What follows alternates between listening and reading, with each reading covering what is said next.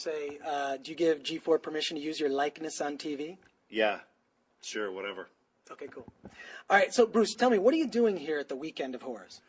I'm here to sort of do the Dog and Pony Show, because this is a good place to launch new stuff here at the Burbank Fangoria Horrorama, whatever they're calling it this year. And so I'm introducing Man with a Screaming Brain. As you can see, it's a tender love story about greed, betrayal, and revenge in a strange country. Now, you co-wrote the script with Josh Becker, is that correct? No, that's not correct, but nice try. All right. See, I wanted to show off my geek skills, and I blew it. I totally blew it for Bruce Campbell. Josh is an old pal. It was right. Sort of co-written with my partner, David Goodman. But Josh I worked with on Alien Apocalypse for the Sci-Fi Channel. And what this is, the Sci-Fi Channel is presenting it. They're sort of co-sponsoring the thing, and it'll be aired on the Sci-Fi Channel this fall. So what we're doing is, in cooperation with Anchor Bay, that's going to handle the DVD release, we're sort of doing a Dog and Pony Show this summer, showing it at selective theaters and cool theaters near you.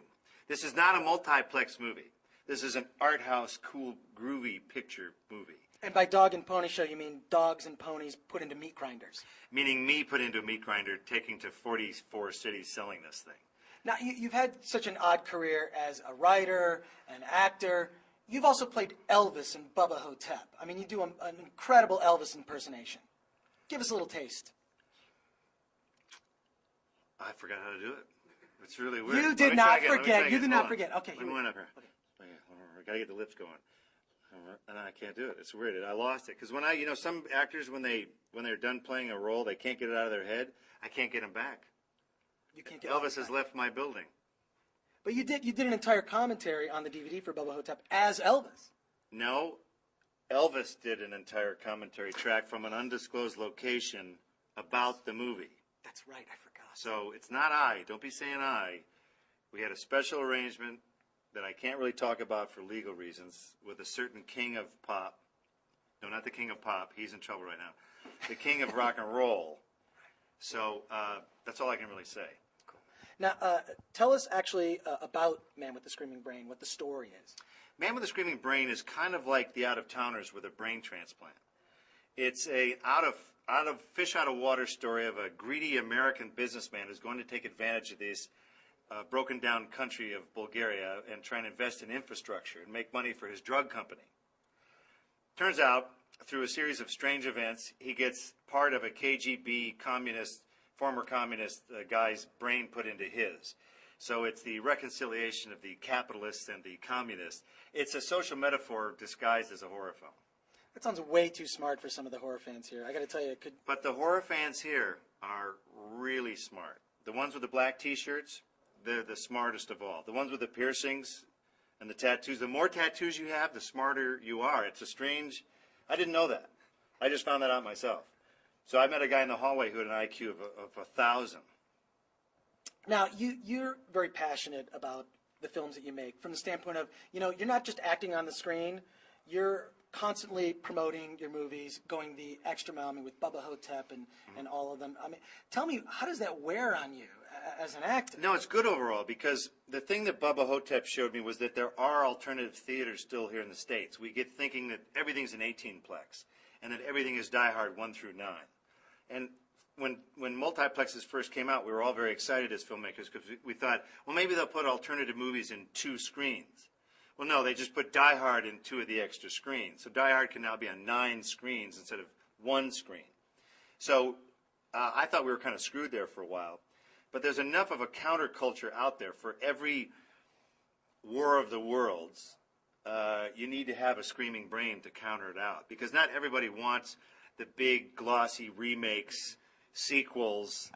They need to get into the real cheese. And the only way you're going to find that is in B movies. And so what I found with touring with Bubba Hotep was that there's actually a number of theater chains, the Landmark theater chain that is very open to alternative films, a number of revival houses, these great old palaces that they've fixed up.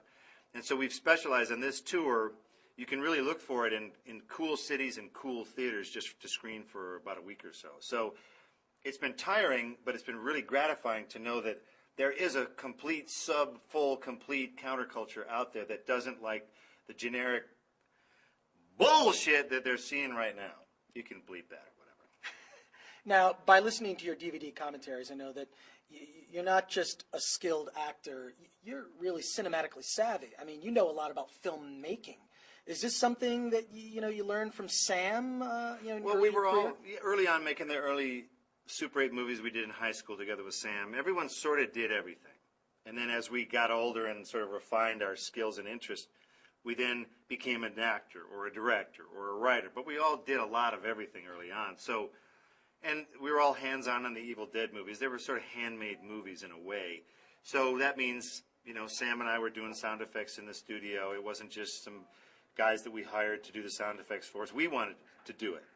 And so that to us was just natural. So that because I think audience members know when a movie is a little more custom-made and when it's just kind of spit out. And I really do think there's a feeling that they can get. And if you can put the love on the screen, it'll come back to you. That's my theory. I like the way you say love. I dig that. Let's see, a couple of things. Oh, obviously, you're going to be in Spider-Man 3. Tell me you're going to be in Spider-Man 3. Well, it's unavoidable, actually. It's a contractual thing. I was forced to sign a 3-picture deal right from the go-get because they knew I was so valuable to the movie that I'm really the emotional linchpin of the series. In the first one, I named Spider-Man. In the second one, I'm the only character that defeated Spider-Man. Think of it. Did he get in the movie theater? No. Did he get past the snooty usher? No. I don't think so. No. Part 3, Sam and I have an arrangement where he's not sure yet, but he thinks that I may have to become Spider-Man in the third one. Spoilers. Yeah. Spoilers, kids. I'm going to get in a lot of trouble giving that away. And the Sony people are going to be coming after me, but it's worth it so that people know the truth. I've seen your early Super 8 films from Michigan. You downloaded those from the internet, did you? You know what? I saw them on like bad bootleg videos that I bought at cons years ago. Yeah. But tell me, you guys used to play gags a lot on each other. That's the one thing I do know about the Circle, Spiegel and Sure. you and Raimi. You guys used to play a lot of gags on each other. Is there a famous gag you wouldn't mind imparting on us? Yes, I got my partner arrested in Bulgaria shooting Screaming Brain. Because I was there to shoot Alien Apocalypse and Screaming Brain back to back. So I was there for a while. So I was there before my partner got there. He was only there for Screaming Brain. When you first go to Bulgaria, it's a strange place. Buildings are crumbling, police are taking bribes, there's packs of wild dogs. It's a bit of an adjustment period for us cushy Americans with our Lexuses. So it was just a scary place initially, but then it became very charming and we enjoyed it over time. So I knew I had to get my partner quick. If I was going to get him arrested, I had to do it right when he was disoriented and sleep deprived and he was time adjusting from the U.S. to Eastern Europe. So I met a bunch of Bulgarian actors from my friend's movie. And I went, okay, you're the big bad cop, you're the little cop.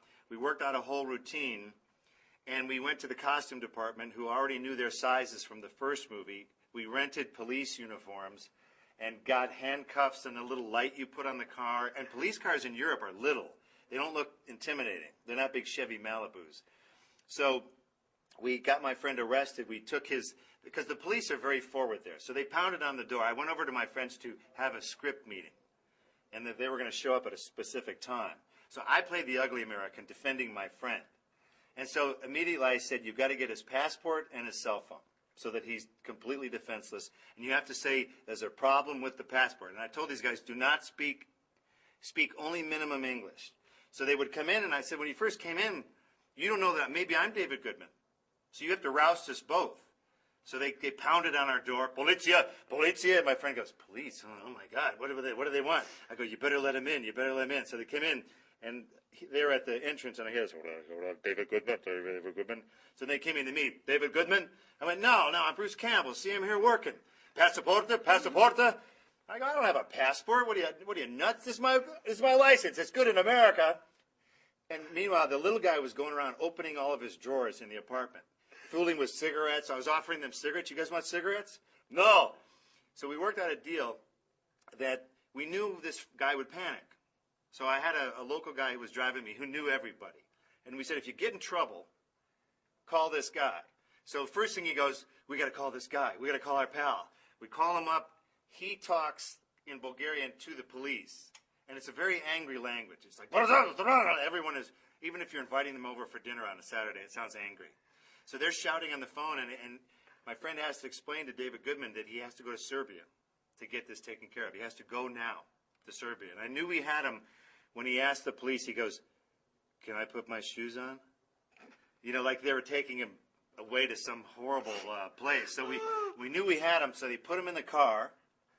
And the police now had his cell phone. So as they left in the car to take him to Serbia, I'm calling on the cell phone shouting into my cell phone so that my friend could hear it out of his cell phone. "You bring my friend back!" You know, and they would go, "No English, no English." And they would hang up on me. So he was terrified and trembling. And all they did was took him around the block long enough for us to get from his apartment to a restaurant.